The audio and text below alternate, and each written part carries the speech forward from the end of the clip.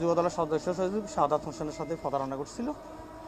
আমি ওইখানে কপিতে থানায় অভিযোগ ওরা করছে, করার পরে আবার আমি কপিটা ওইখানে পৌঁছাইছি ডিবির সুদীপের কাছে। উনি আমার ফোন করে ওইখানে নিচ্ছে। আমি দেখি যে ওইখানে মডেল থানার ওসি রুহুল আমিন সাহেব আছেন।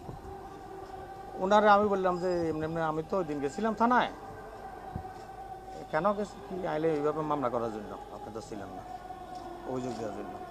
ও আরে বারবারে ইয়াদি যে আপনি থানায় কেন আমার দিবেন, আপনি কোর্টে দেন। তাহলে না নিয়ম, আমি তো প্রথম থানায় দিতে হবে, থানার পরে এবার আপনার না পারলে না হইলে তখন আমি কোর্টের উচ্চ আদালতের দিকে যাবো।